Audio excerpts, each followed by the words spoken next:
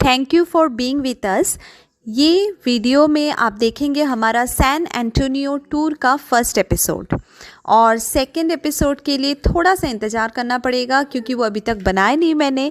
Video तो है लेकिन वॉइस ओवर के लिए थोड़ा सा टाइम जो लगता है। Hello everyone, Bengali new year था 15 अप्रैल को। पहले हम लोग सोचे थे घर पे सेलिब्रेट करेंगे, फिर कुछ प्रॉब्लम हो गया इसलिए निकल पड़े हम सैन एंटोनियो की तरफ। ये एक सिटी है जो कि टेक्सास में ही है और वहाँ पे बहुत कुछ ऐसा देखने लायक चीज़ें हैं जो हम लोग पूरा कवर नहीं कर पाए। तो जितना हम लोग कवर कर लिए हैं, आइए देखते हैं। घर से हम लोग 5:45 बजे निकले थे। एक्चुअली 5 बजे निकलने का प्लान था, लेकिन हम लोग ये भी प्लान किए थे कि बाहर का खाना ज़्यादा नहीं खाएंगे उस दिन, इसलिए ब्रेकफास्ट बना के लेके जाने वाले थे और वो बनाते बनाते थोड़ा सा लेट हो गए। ये 4.5 घंटे का सफ़र था गूगल के हिसाब से, लेकिन हम लोग को लगा 6 घंटे क्योंकि 2 बार रुकना भी पड़ा। और ये जो ब्रेकफास्ट हम लोग बनाए थे वो एक्चुअली लंच में भी काम आ गया। तो आपको लग रहा होगा कि हम लोग रात में निकले हैं क्योंकि यहाँ से दिन बहुत लेट निकलता है। 7 बजे से पहले उतना लाइट भी नहीं आती है। तो देखते हैं कैसे हम लोग सफ़र तय किए। सैन एंटोनियो पहुँचने के लिए हमें बहुत सिटीज़ क्रॉस करने पड़े। फील्ड्स थे, मेडोज़ और फ्लावर बेड्स थे। बहुत सुंदर सुंदर नज़ारे हम लोगों को देखने को मिला रास्ते में। जैसे सबसे पहले तो सनराइज़, यहाँ का सनराइज़ और सनसेट दोनों बहुत सुंदर दिखता है क्योंकि चारों तरफ ग्रीनरीज जो है इतना। जैसे आप यहाँ भी देख सकते हैं कि यहाँ पे ग्रीन फील्ड्स है, बहुत सारे ट्रीज़ है और फ्लावर्स तो उतना नहीं आते हैं स्प्रिंग में, लेकिन हाँ जो भी फ्लावर्स हम लोग को देखने को मिला जैसे red, yellow, purple, orange, pink, white, बहुत सुंदर सुंदर थे फ्लावर्स। तो यहाँ पे पहुँचने के लिए जैसे मैं बोल रही थी कि सिटीज़ क्रॉस करने पड़े। एक सिटी था वेको, जो हम लोग कुछ दिन पहले गए थे, जहाँ पे बहुत कुछ था देखने लायक, लेकिन हम लोग को टाइम कम होने की वजह से ज़्यादा कुछ देख नहीं पाए और मैं वीडियो नहीं बना पाई। तो नेक्स्ट डे अगर जाएंगे तो वहाँ का भी वीडियो आप लोगों को दिखाएंगे। वहाँ पे एक ब्रिज था जो 1901 में बनाया गया था, जो आज भी वर्किंग कंडीशन में है।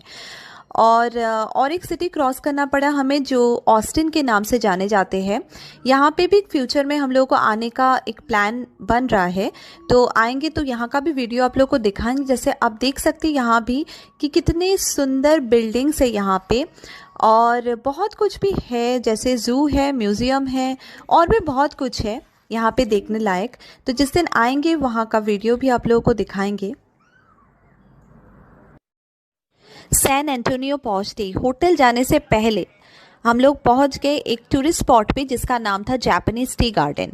हाँ, टी प्लांटेशन तो मुझे दिखा नहीं कहीं, लेकिन यहाँ का नज़ारा बहुत ही सुंदर था। जैसे आप देख सकते हैं कि यहाँ पे ग्रीनरीज चारों तरफ है।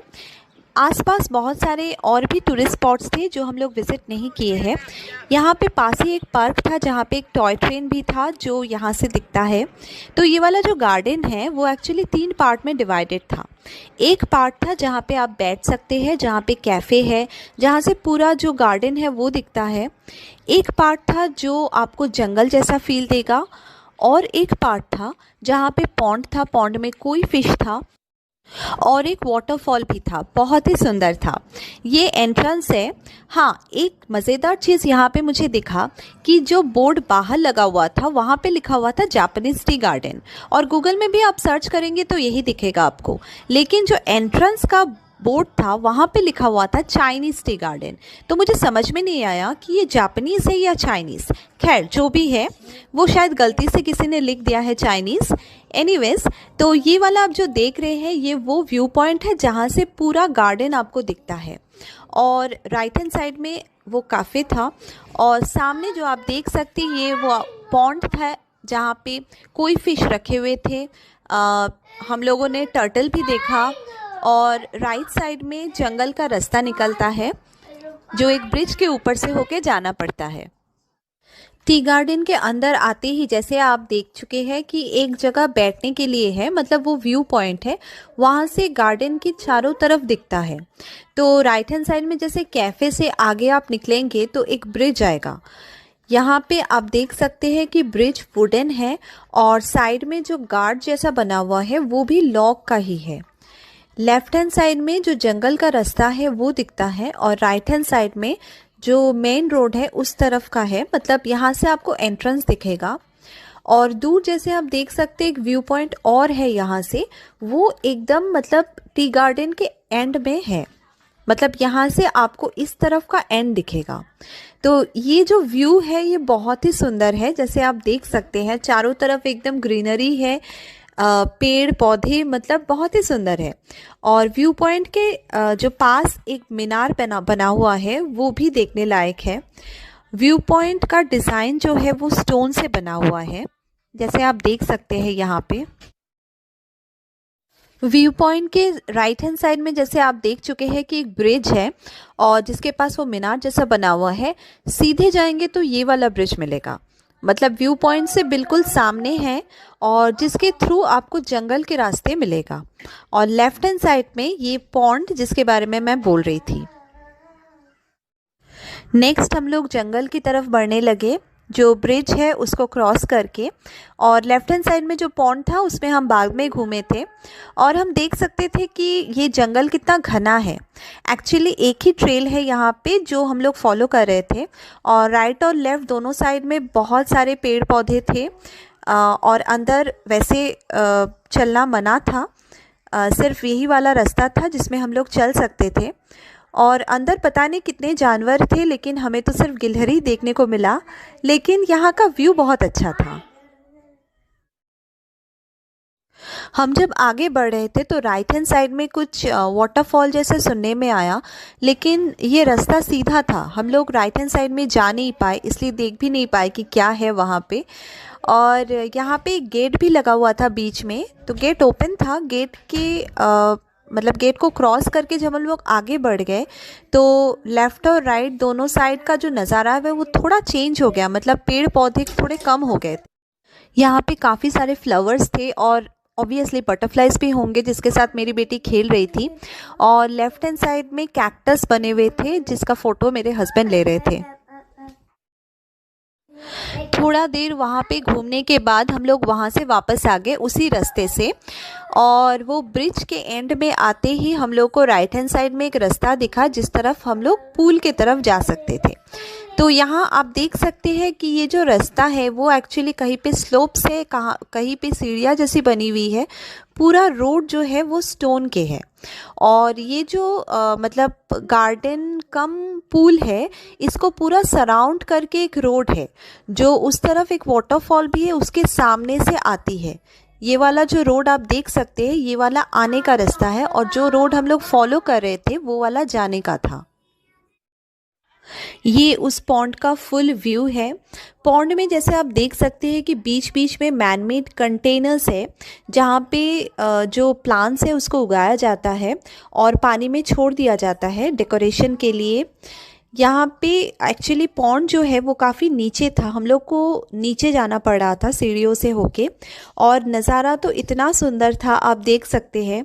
बीच बीच में फ्लावर्स थे, ब्रिजेस बने हुए थे, ट्रीज़ थे, प्लांट्स थे, और ऑब्वियसली फ़िश तो थे ही, और बहुत बड़े बड़े थे। एक्चुअली यहाँ पे फ़िश को हाथ लगाना भी अलाउड था, आप देखेंगे इसके बाद। और मेरी बेटी वेट कर रही थी कि कब तक हम लोग नीचे जाएंगे और वो पानी के साथ खेलना स्टार्ट करेगी। यहाँ पे मेरा बेटा ब्रिज के ऊपर बैठ ही गया दूसरे बच्चों के साथ वो फ़िश को हाथ लगाने के लिए, लेकिन शायद उसको फ़िश मिला नहीं, बस वाटर के साथ वो खेल रहा था। और मेरी बेटी जो है वो तो वेट कर रही थी कब उसको चांस मिलेगा, बाद में मिला है चांस उसको भी। और जैसे आप देख सकते हैं कि यहाँ पे फ़िश बहुत बड़े बड़े हैं और मतलब बहुत कलरफुल भी है, लेकिन छोटे बच्चों को भी मैंने देखा है, मतलब हम लोगों ने देखा है, लेकिन शायद आप लोग नहीं देख पाएंगे इस वीडियो में। ये हम लोग पॉन्ड के बिल्कुल पास ही खड़े थे। यहाँ पे बहुत सारे कलरफुल फ्लावर्स थे, लेकिन उतना भी खास नहीं लगा मुझे, क्योंकि इससे कलरफुल फ्लावर बेड्स मैं ऑलरेडी इंडिया में देख चुकी हूँ। एक्चुअली यूएस में यही प्रॉब्लम है, स्प्रिंग में उतना कलर देखने को नहीं मिलता है, फॉल में कलरफुल आते हैं, मतलब जो पत्ते हैं पेड़ के वो कलर ले लेते हैं, फ्लावर्स नहीं आते, पत्ते ही कलरफुल हो जाते हैं। पॉन्ड के एकदम एंड में एक वाटरफॉल जैसा बना हुआ था, और वो जो आप दूर देख रहे हैं ब्रिजेस, वो 2 ब्रिज क्रॉस करके वाटरफॉल के तरफ आने वाले थे हम लोग, मतलब आ चुके थे। और वाटरफॉल के बाद हम लोग और आगे बढ़े तो सीढ़ी मिली, जिसके ऊपर हम चढ़ के उसी रास्ते से वापस आ सकते थे जो रास्ते आप ऑलरेडी देख चुके हैं। तो ये वाली जो सीढ़ियाँ थी वो घुमावदार थी, मतलब ये घूम घूम के जाने वाली, तो बहुत अच्छा लगा ये वाला। लेकिन वाटरफॉल कुछ खास नहीं लगा। और वाटरफॉल के पास एक जगह थी, वो भी बहुत अच्छा लगा क्योंकि वहाँ पे सिर्फ रूट्स बने हुए थे, ट्रीज़ नहीं थे, ट्रीज़ के रूट्स थे बस। अच्छी तरह घूम लेने के बाद हम लोगों को लगा कि अभी होटल जाना चाहिए चेक इन के लिए। लेकिन होटल का चेक इन टाइम था 3 बजे और यहाँ पे तब बज रहा था 1:30। तो हम लोग को बैठना था, यहाँ पे वेट करना था।